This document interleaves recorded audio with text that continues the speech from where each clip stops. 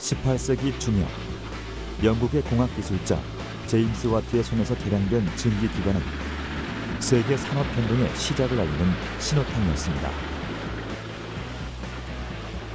증기기관은 도시 속 공장으로, 철도 위 증기기관차로, 바다를 누비는 증기선으로 들어가 세상을 보다 빠르게 움직이도록 만드는 원동력이 되었습니다. 인류가 에너지와 기계를 본격적으로 활용하기 시작한 시대, 1차 산업혁명이 시작된 것입니다. 인류에게 불어온 두 번째 변화의 바람은 전기의 대중화입니다. 발명왕 에디슨이 개발한 백열등의 보급은 안전하면서 경제적으로 집안을 환하게 밝힐 수 있는 계기가 되었죠. 19세기 말 전력의 상업화가 가능해지면서 전기는 공장의 동력원으로, 운송수단의 에너지원으로 사용되기 시작했습니다. 내연기관의 발달과 공장의 컨베이어 시스템의 도입은 대량 생산을 가능하게 만들었고, 이렇게 우리가 누리고 있는 현대적 문물의 기반이 다져졌습니다. 20세기 후반에 들어선 인류는 세 번째 변화와 마주합니다. 개인용 컴퓨터의 등장은 정보 사회로의 진입을 알렸죠. 인터넷의 확산과 더불어 사람들은 정보와 지식이 경쟁력이 된다는 사실을 알게 됐습니다. 공장의 풍경도 달라졌습니다. 자동화 생산 시스템이 구축되어 각각의 기계적 장치를 대신하게 된 것입니다. 그리고 지금 우리에겐 또다시 새로운 바람이 불어오고 있습니다. 4차 산업혁명. 정보통신 기술과 우리 사회를 구성하는 모든 분야와의 융합이 이루어지는 시대.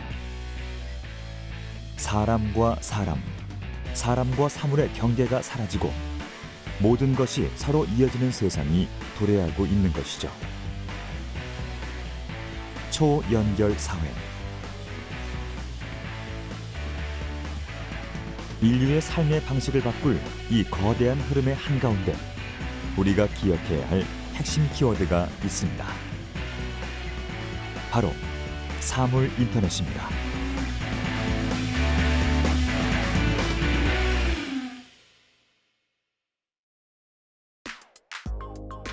인터넷이 연결된 환경에서 센서를 지닌 사물들이 실시간으로 데이터를 주고받는 기술, 혹은 환경을 우리는 사물 인터넷이라고 말합니다. 기존에는 어떤 사물을 제어하기 위해선 사람의 손을 거쳐야 했죠. 사물에 센서가 탑재되면 원격 조정이 가능해집니다. 여기에 인터넷이라는 통신 기술이 더해진다면 사물 간의 소통이 가능해집니다. 즉, 사물과 사물이 서로 대화를 하게 되는 것이죠. 4차 산업은 그 제품과 우리가 사용하는 제품과 공장과 그다음 우리가 생활하는 모든 공간들이 상호 연결되고 그 지능화되는 그 지능정보 사회를 말하고요. 그런 4차 산업의 가장 핵심적인 것이 인공지능과 사물 인터넷입니다. 그래서 그 바로 사물 인터넷은 그 우리 주변에 있는 모든 사물들을 연결하는 것을 사물 인터넷이라고 하고, 거기에는 실제 사물뿐만 아니라 데이터와 같은 가상의 사물도 연결하는 것을 포함합니다. 사물 인터넷이란 각각의 독립된 디바이스, 우리가 흔히 이제 사물이라고 부르죠. 디바이스들이 통신을 기반으로 해서 각자의 독자적인 센서를 가지고 마치 인간과 인간이 대화하듯이, 즉 하나의 죽어있는 사물이 마치 살아있는 하나의 생명체처럼 서로 대화하면서 정보를 수집하고, 그리고 행동을 결정하고, 그리고 마침내 그 행동에 대한 결론을, 피드백을 받게 되는, 그래서 마치 죽어있는 사물이 살아있는 인간처럼 행동하게 되는 것을 크게 나누어서 어떤 사물 인터넷이라고 볼 수가 있습니다. 사물끼리 정보를 주고받을 수 있다는 건 우리의 생활이 보다 빠르고 편리하며 효율적으로 이루어질 수 있다는 걸 의미합니다. 그렇다면 사물 인터넷은 우리의 삶 속 어디쯤에 스며들고 있을까요?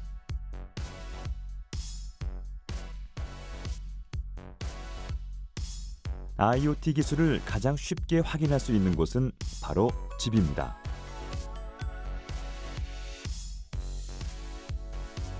휴대폰 하나로 집안의 모든 가전제품을 제어할 수 있다는 건 이제 그리 놀랄 일이 아닌데요.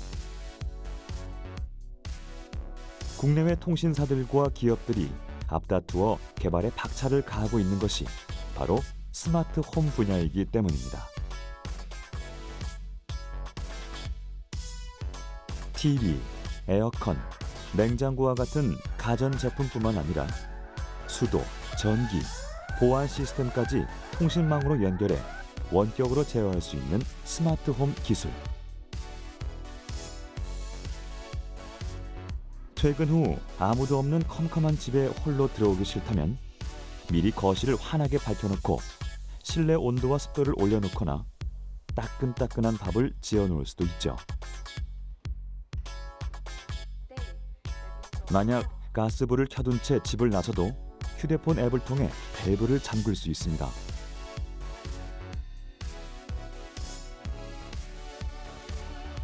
스마트 디바이스를 이용해 집안의 기기들을 자유롭게 구동할 수 있게 되는 날이 오게 될 줄은 예전엔 상상할 수 없었지만 더욱 놀라운 건 사물 인터넷 기반의 스마트홈 제품들이 개인의 생활에 작지만 묵직한 변화를 일으키고 있다는 것입니다. 양치질 습관이 휴대폰으로 기록되는 스마트 칫솔. 이가 잘 닦여지지 않은 부분을 점검하고 입안 구석구석 꼼꼼히 닦을 수 있겠죠. 수면의 질을 관리해주는 매트리스도 있습니다. 자는 동안 사람의 심박수, 호흡, 움직임을 모니터링해 스마트폰으로 알려준다고 하네요.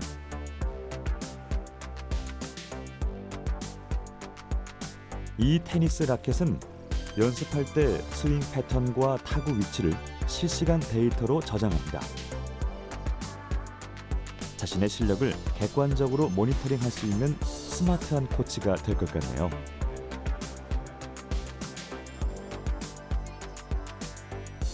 집안에 있는 모든 사물이 지능을 갖고 하나로 연결돼 있다는 건 집이라는 공간이 더 이상 거주 공간이 아닌 그 이상의 가치를 갖게 된다는 걸 의미합니다.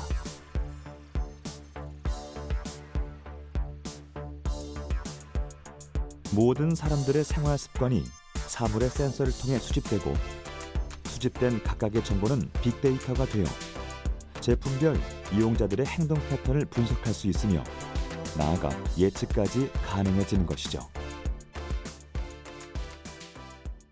사물 인터넷에 관련돼 가지고는 재미있는 어떤 통계가 있습니다. 그래서 2020년까지 500억 개의 디바이스가 IoT에서 연결될 걸로 대략 예측을 하고 있습니다.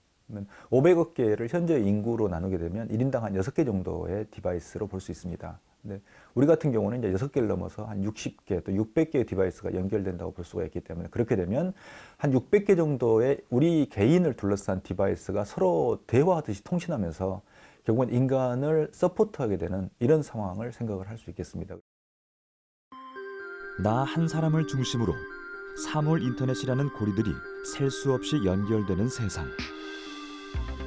그 속에서 오고 가는 정보의 양은 상상 그 이상일 것입니다.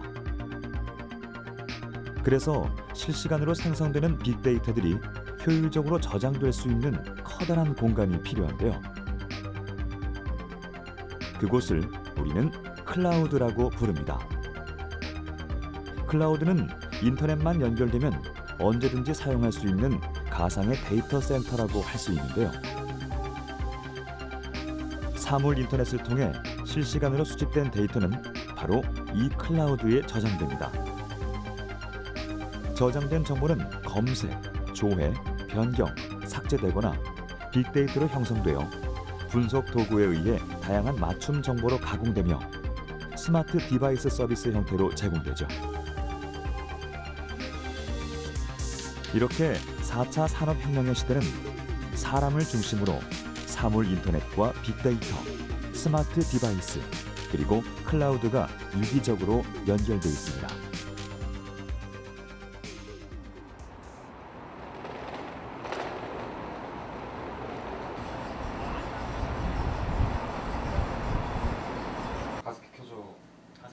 국민대학교 데이터베이스 연구실을 찾아왔습니다.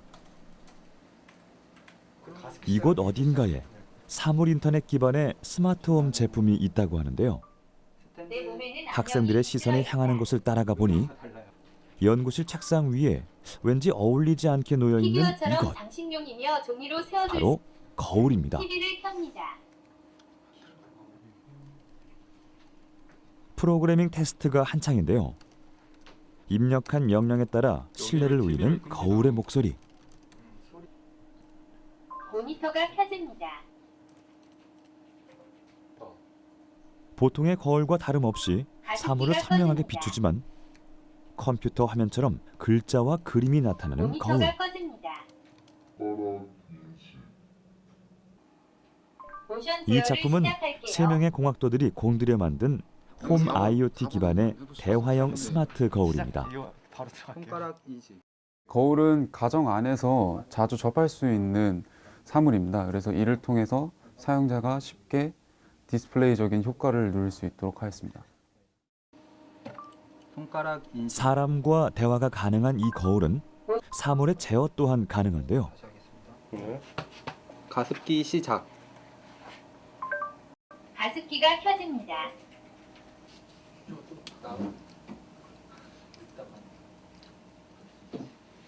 거울에게 말을 거니 가습기가 곧바로 작동하는데요. 꺼볼게요. 가습기 멈춰. 가습기가 꺼집니다. 이렇게 스마트 거울은 홈 IoT 허브로서 스마트폰과 클라우드 서버를 통해 연결된 주변 기기를 제어할 수 있다고 합니다. TV를 끕니다. 거울과 말을 하며 시작. 집안의 전자 제품들을 간편하게 작동할 수 있도록 구현한 학생들의 아이디어인 것이죠. 할게요. 손가락 인식. 모션 제어를 시작할게요. 네, 손가락 4개로. 이번엔 입을 꼭 다문 채 거울에게 수신호를 하는 학생. 가습기가 꺼집니다. 왠지 말을 하지 않아도 거울은 이 동작의 의미를 파악한 것 같네요. 모니터가 켜집니다. 정수야 이거 모니터 켜놨어? 카메라를 통해서 1차적으로 손의 존재 유무를 판단하게 됩니다. 손이 존재하면 이제 손가락의 색을 한 5초 정도 인식을 하게 되고 1부터 5개의 손가락의 개수에 따라서 정해진 기능 5가지 기능이 있습니다. 그리고 손가락의 각도 사이 각도를 통해서 손가락 끝 점의 개수를 계산하게 되고 이를 통해 5가지 기능을 수행하게 됩니다. 손가락의 개수에 따라 정해진 명령을 수행하는 모션 인식 시스템. 모션 인식 기능과 사물 인터넷을 결합해 간단한 동작으로 거울 주변의 전자기기를 제어할 수 있도록 한 것인데요. 지금은 거울이 한 손만 인지하기 때문에 5가지 기능밖에 할 수 없지만 앞으로 양손을 활용한 다양한 제어 기능을 기대해도 좋을 것 같습니다. 자리에 누워서 그냥 손가락으로 뭐 불을 끈다든지 이제 그런 기능을 이제 구현하고 싶었습니다. 추가적으로 이런 기능이 구현이 되면은 이제 말을 못 하시는 분들에게도 도움이 될 수 있지 않을까라는 생각에서 구현을 해보았습니다. 집안을 오가며 습관적으로 마주하는 거울에게 지능이 더해진다면 이보다 더 효율적일 순 없을 것입니다. 그만큼 세계 사물 인터넷 시장에서 스마트 거울은 무엇보다 주목받고 있는 콘텐츠인데요. 디스플레이, 터치, 음성 입력 기능을 통한 실시간 사물 제어 기능은 기본. 거울 자체가 스마트폰과 똑같이 연동할 수 있는 기술까지. 국내외 홈 IoT의 최신 기술을 바로 스마트 거울에서 확인할 수 있는데요. 이제 곧 거울이 컴퓨터, TV, 스마트 디바이스의 역할을 멀티로 수행하게 될 날이 다가올 것입니다.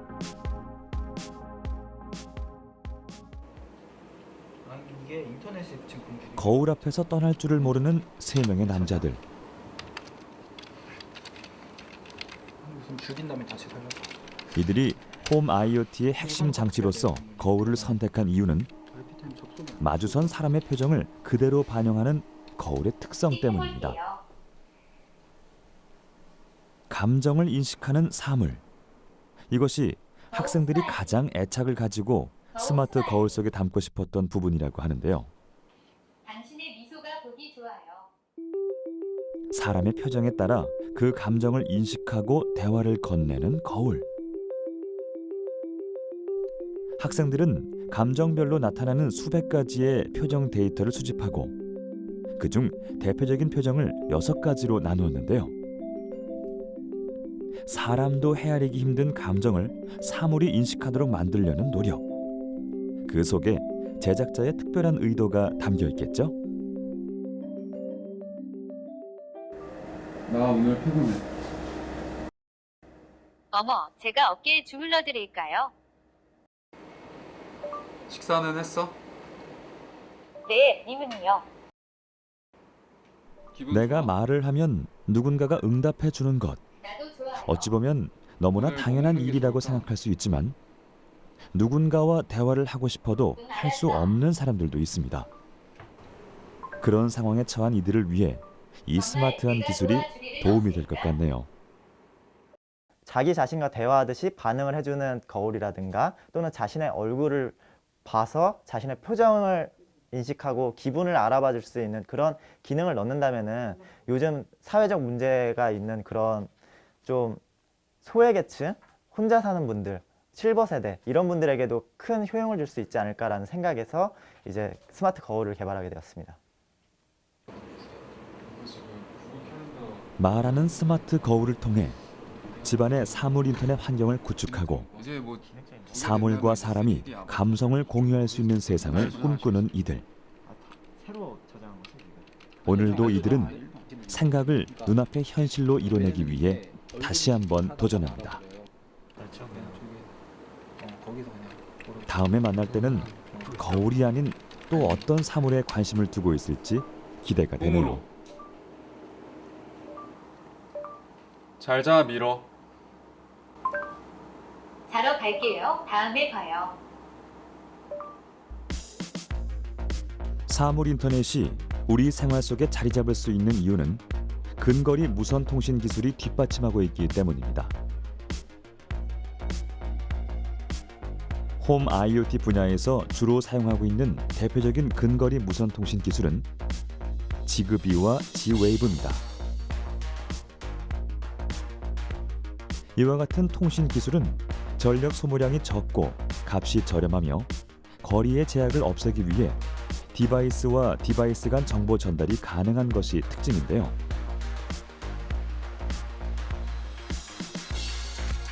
사물 인터넷 세상 속 통신 기술은 기능과 활용 분야에 따라 그 종류 또한 한두 가지가 아닙니다.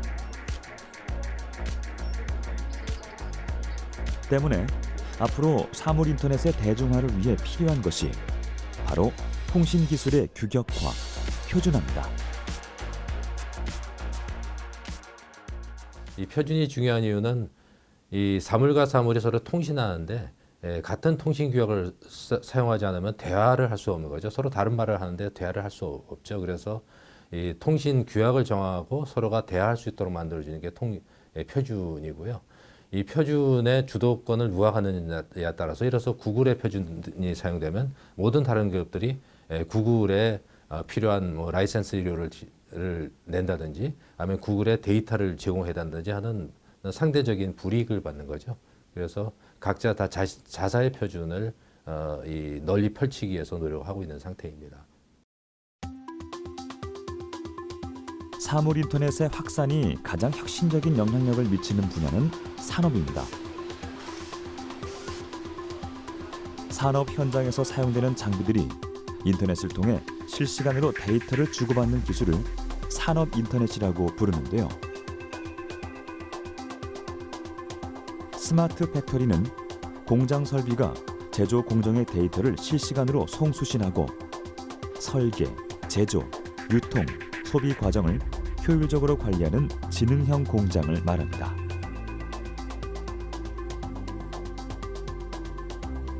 우리가 언제든지 싱싱하고 깨끗한 농작물을 얻을 수 있는 것도 스마트팜 속에 사물 인터넷이 녹아있기 때문입니다.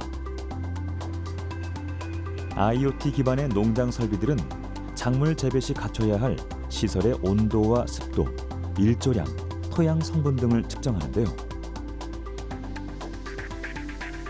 데이터 분석 후 제어 장치를 통해 생육에 알맞은 환경을 스스로 조성할 수 있어 날씨와 입지 조건의 한계를 극복하고 농산품의 품질을 높일 수 있습니다.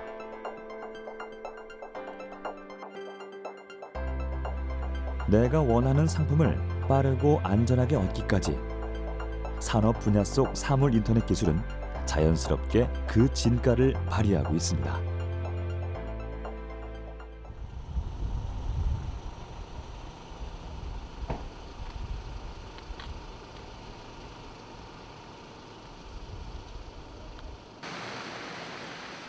사물 인터넷은 공장이나 농장뿐만 아니라 양식업에도 적극 활용되고 있습니다. 충청북도 청주시에 위치한 송어 양식장. 일반적인 양식장의 풍경이라면 어류의 환경 조성을 위해 분주히 움직이는 양식업자들의 활기찬 모습이 떠오를 텐데요.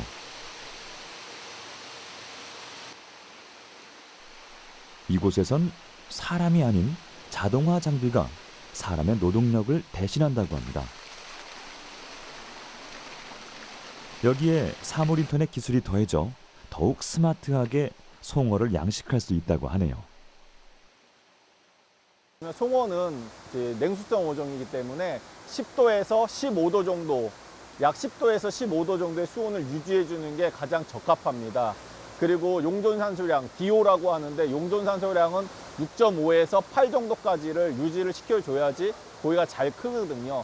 수질은 암모니아 수치가 거의 없다시피 해야 되고요. 그러니까 우리가 말하는 1급수를 유지를 시켜줘야 됩니다. 이제 그러다 보니까 상당히 까다롭거든요. 그런 면에서 이제 저희 양식장은 IoT 기술이 접목돼 가지고 그거를 수치로 나타내는 그런 기능을 가지고 있습니다.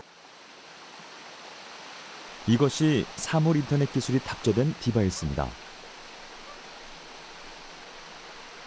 디바이스는 수온, 산소, 수소이온, 암모니아 등 수조의 환경을 계측할 수 있는 침수형 센서가 실시간으로 수질을 측정해 수치화하는데요.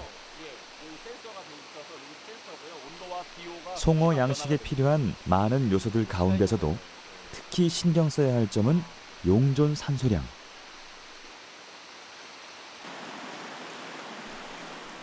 송어는 산소량에 민감한 어류로 양식이 매우 까다롭다고 알려져 있습니다.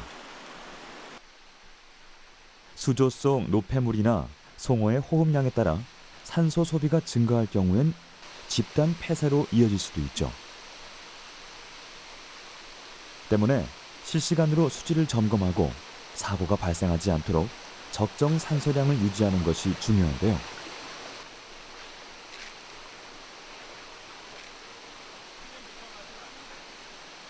IoT 기술의 진가는 바로 여기서 발휘됩니다. 주변 환경에 따라 미세하게 변하는 수조의 수질 상태를 빠르고 정확하게 그리고 지속적으로 계측할 수 있도록 디바이스를 도입한 것이죠. 디바이스는 센서를 통해 수집한 수질 데이터를 무선 통신 중계기로 송신합니다. 정보를 전달받은 통신기는 언제 어디서든 모니터링이 가능하도록 스마트폰으로 데이터를 다시 전송하는데요. 이 과정을 통해 효율적인 양식장 관리가 가능한 것입니다. 온도나 DO가 잘 유지가 되고 있는 상태입니다.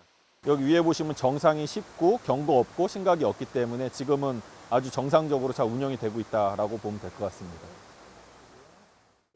어가에 종사하시는 분들이 휴대용 센서를 들고 수조마다 주기적으로 수질 정보를 측정하는데 이 스마트 양식장 시스템을 활용하시면 원격지 사무실이나 가정이나 아니면 뭐 출타 중이실 때도 모바일을 통해서 수질 정보를 항상 실시간으로 조회 가능하십니다.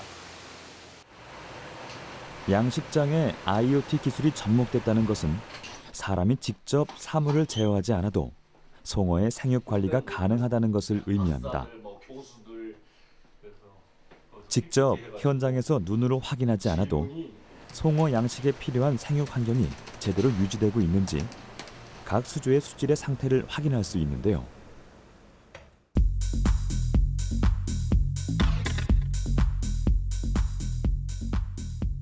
그런데 이때 평온하던 수조에 빨간불이 깜빡거리기 시작했습니다.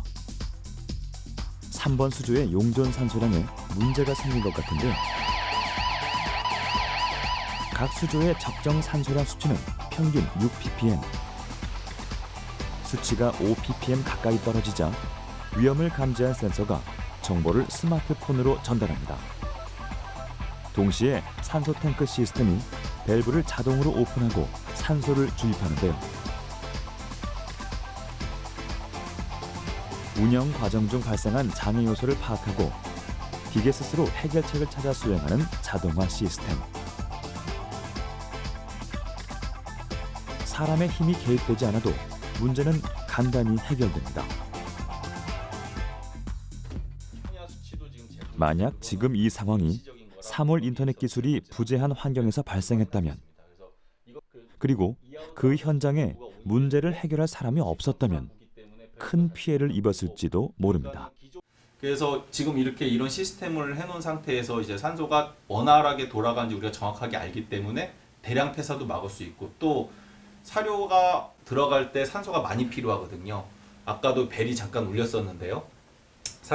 사료를 먹고 난 바로 이후에 산소를 많이 필요로 하는데, 그럴 때 우리가 그 원하는 산소만큼을 우리가 제어해서 넣어주기 때문에 그 사료 효율까지도 높이는 그런 큰 효과를 바라볼 수 있겠습니다. 센서를 통해 수집된 데이터들은 하나의 빅데이터를 이루고 있습니다. 이를 기반으로 수조별 수질 현황에 맞는 맞춤 솔루션을 계획하면 개개의 수조를 보다 체계적으로 관리할 수 있을 겁니다. 빅데이터 기반의 지능형 양식장 시스템으로 성장할 수 있는 모토를 가지고 있습니다. 시스템을 통해서 유입되는 수질 데이터와 추가적인 부가적인 환경 데이터, 또 생육 정보 등을 실시간 데이터 분석 기술을 활용해서 양식장 대표님에게 양식에 도움이 되는 예측된 정보를 제공할 수 있습니다. 또한 이런 데이터는 어종별 양식 매뉴얼로도 활용될 수 있고 양식업체 발전에도 많은 도움이 될 수 있겠습니다. 사물 인터넷 기반의 양식 산업은 생육, 출하, 유통 과정의 효율성을 높여 품질 개선은 물론 고객 만족도 향상으로 이어집니다. 사물의 지능화가 이루어낸 산업의 진화.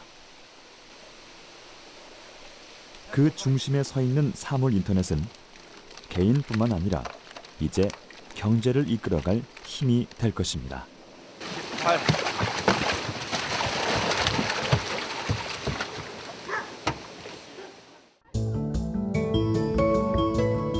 IoT 기술이 공공의 편의나 이익을 위해 활약할 수 있다면 어떨까요? CCTV, 주차시설 이용 등의 처리 시스템이 자동으로 관련 정보를 분석하고 결과를 예측해 사람들의 복지와 사회 문제를 해결하는 스마트 공공 서비스.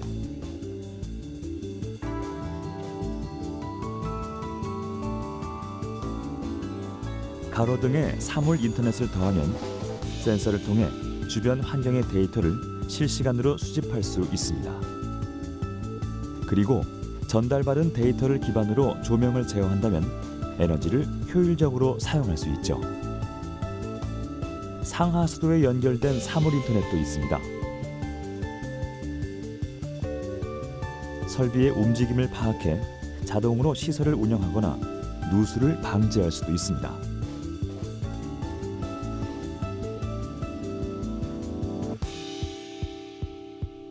이렇게 사물 인터넷은 공공의 편의와 생활의 질을 높이기 위한 하나의 시스템으로 자리 잡고 있습니다.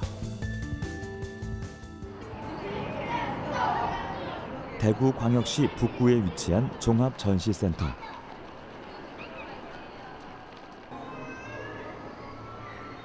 이곳에서 중생대부터 백악기까지 지구를 지배했던 거대 생물, 공룡을 만날 수 있는 전시가 열렸습니다. 마치 실제 공룡이 살았던 시간으로 되돌아간 듯 정교하게 구현한 조형물이 인상적인데요.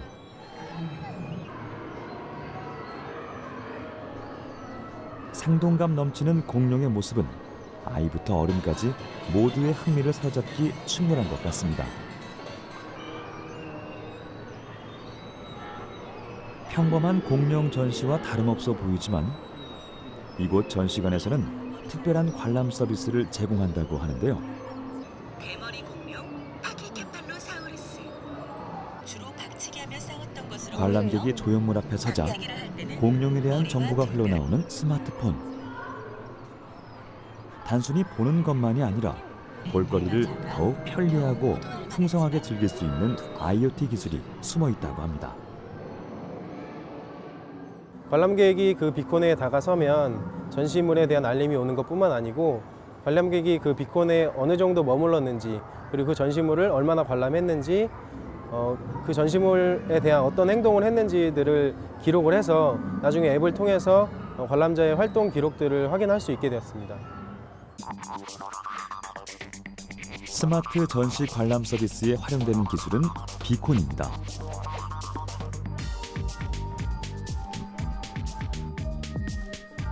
비콘은 저전력 블루투스 기반의 근거리 통신 기술을 말하는데요.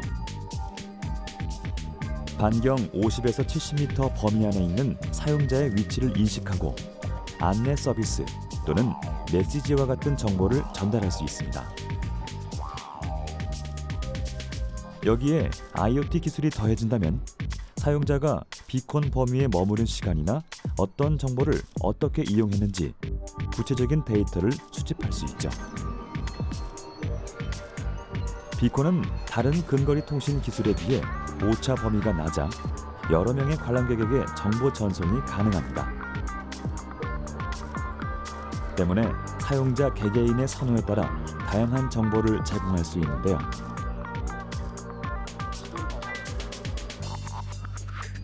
전시회나 박물관에서는 관람객이 감상하는 작품에 대한 정보 제공이 자동으로 송신되고 이와 관련된 오디오, 영상, VR 기술 등을 통해 다채롭게 전시를 즐길 수 있습니다.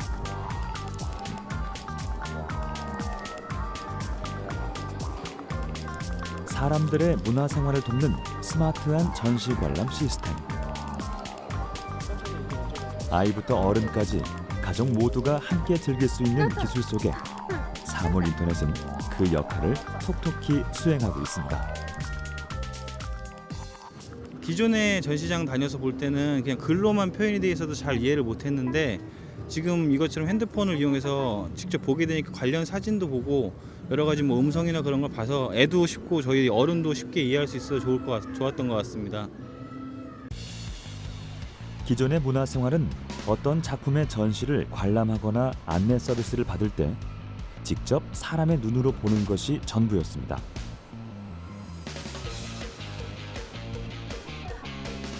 하지만 최근엔 디지털과 접목된 유익하면서도 재미있는 전시 콘텐츠가 등장하면서 센서, 무선 통신 등의 기술을 활용한 스마트 관람 서비스가 각광받고 있습니다.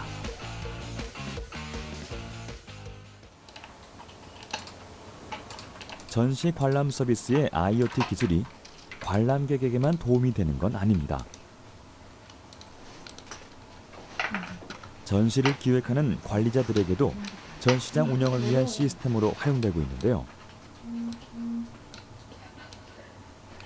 비콘을 통해 관람자들의 행동 패턴을 수집하고 그 정보를 데이터베이스화해 맞춤형 관람 서비스를 구상할 수 있습니다.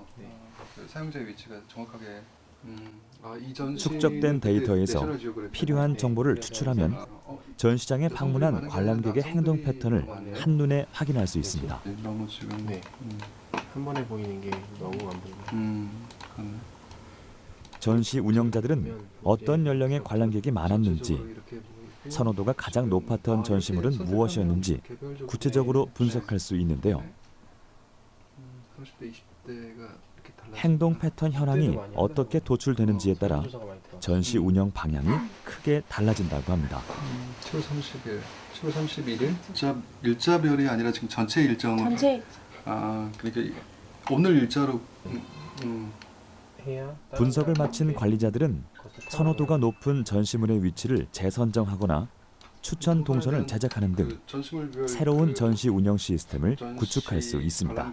관람객의 데이터 좀 볼까요? 그러면 그쪽으로 좀 옮겨볼까요? 그 소비자들의 의견들을 실제 그들의 어떤 언어로 듣는 것보다는 그들의 행동을 실제로 분석하고 파악하는 것이 훨씬 더 정확한 정보를 얻을 수 있고, 그것에 따라서 어떤 고객에게 좀 더 적합하고 맞춤화된 정보를 제공할 수 있는데, 예를 들어서 전시물 개개별로 그 전시물에 관람자들이 어떻게 머물렀는가를 파악하고 또 어떻게 인터랙션 했는가를 파악하게 되면 좀 더 의미 있는 가치를 전달할 수 있을 것이라고 생각합니다.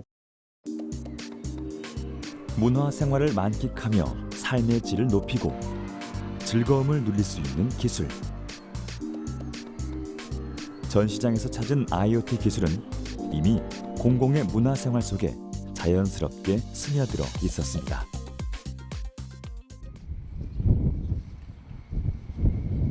포항에 위치한 어린이집을 찾았습니다.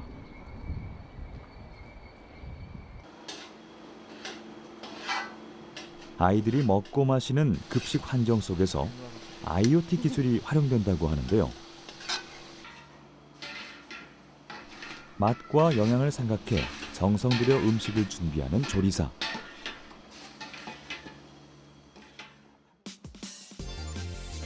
재료부터 조리기구, 식기까지 깔끔하게 정리되어 있습니다.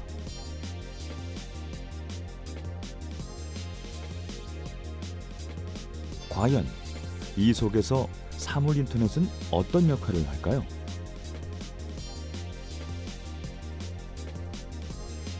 주방을 정리하는 조리사 너머 작은 장치가 하나 보입니다. 바로 식중독 지수를 측정해 위험을 알려주는 장치인데요. 이 기기를 통해 어린이집 내 환경이 식중독에 얼마나 노출되어 있는지 직접 확인할 수 있다고 합니다. IoT 식중독 알림이 서비스. 사물 인터넷을 이용해 어린이집 환경을 실시간으로 점검하고 주방의 위생과 더불어 식자재까지 철저하게 관리할 수 있습니다.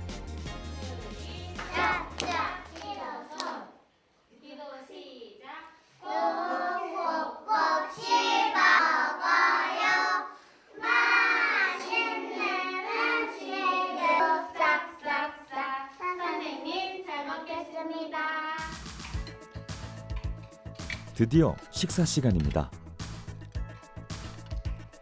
사물 인터넷 기술이 급식의 안전을 감시하고 있으니 아이들은 유해균 걱정 없이 음식을 맛있게 먹을 수 있겠죠. 저희가 이제 급식을 하다 보면은 그 조리실 내 환경이 그 변화가 되잖아요. 근데 거기에서 즉각적으로 거기에서 그 숫자로 알려주기 때문에 조리사나 또 제가 담당하고 있는 저희 원장이 그를 즉시 숫자로 파악을 해서 바로 조치가 가능하고요. 애들한테 좀 더 위생적인 급식을 할 수 있죠. 포항시 어린이 급식관리지원센터. 이곳에선 포항시에 위치한 어린이집의 전반적인 급식 시스템을 관리하고 있습니다. 어린이집 주방기구에서 채취한 대장균, 황색 포도상구균 등을 배양해 식중독을 유발하는 병원 미생물의 존재 여부와 양을 측정하는데요.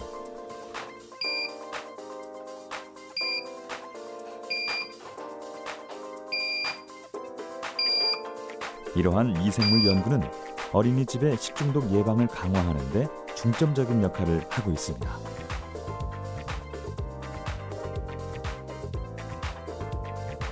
이 연구를 바탕으로 어린이집의 식중독 발생을 방지할 수 있는 IoT 식중독 알림이 서비스를 개발한 것입니다.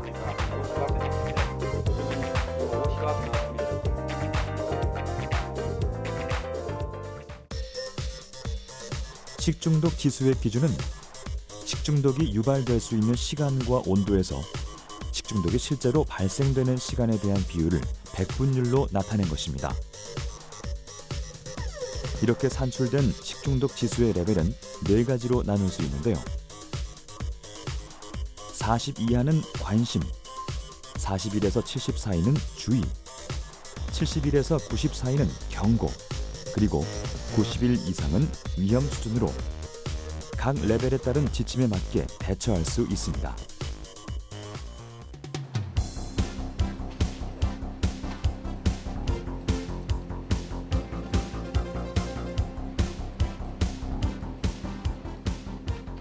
포항시 어린이 급식 관리 지원센터가 관리하는 어린이집 시설은 약 140여 개. 센터에서는 디바이스에서 10분마다 전송되는 실시간 정보를 분석해 각 어린이집의 평균 식중독 지수를 파악하는데요. 온도와 습도의 변화가 잦거나 식중독 지수가 높게 측정된 어린이집은 지속적인 모니터링과 정기적인 방문 점검이 이루어집니다. 디바이스에 그 정착된 온도, 습도를 센싱 기술로 식중독 지수를 산출해서 위험 레벨을 출력해서 경보음 기능이 탑재되어 있어서요. 경보음을 통해서 위험을 알려주어서 어린이집에서 환기를 하거나 온도를 낮추는 그러한 대처 방안을 할 수 있도록 했습니다. 또 다른 어린이집. 이곳에서도 아이들의 식중독 예방을 위해 주방의 위생과 청결에 각별히 신경 쓴다고 하는데요.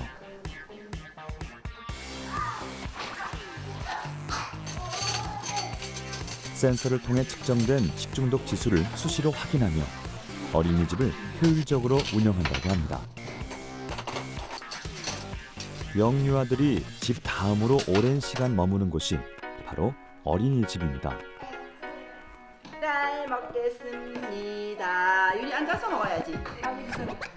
그리고 아이들은 하루에도 몇 번씩 이곳에서 제공하는 음식을 먹죠.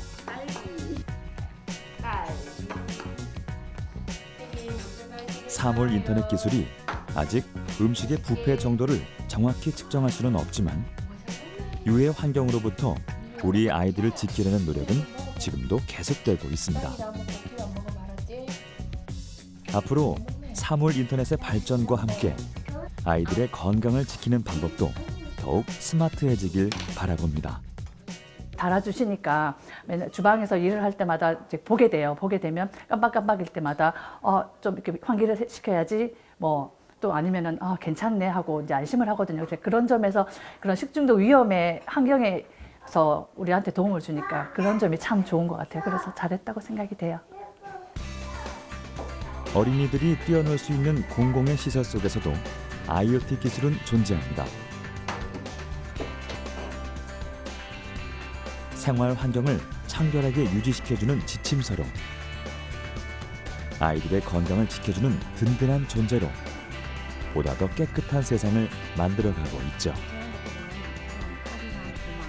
사람의 이익과 편의를 위한 스마트 공공 서비스는 이제 우리 삶의 일부가 돼가고 있습니다.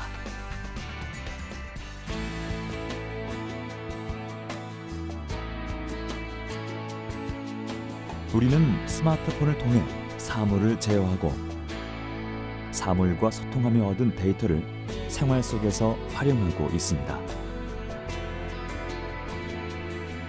이렇게 우리 삶 속에 친숙하게 다가온 사물 인터넷은 지금 다음 단계로의 도약을 준비하고 있습니다.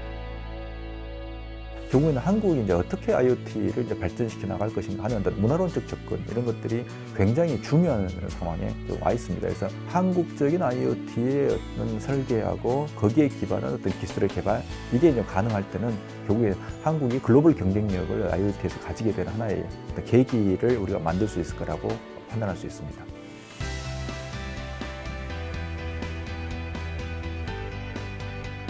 가장 한국적인 사물 인터넷이란 무엇일까요?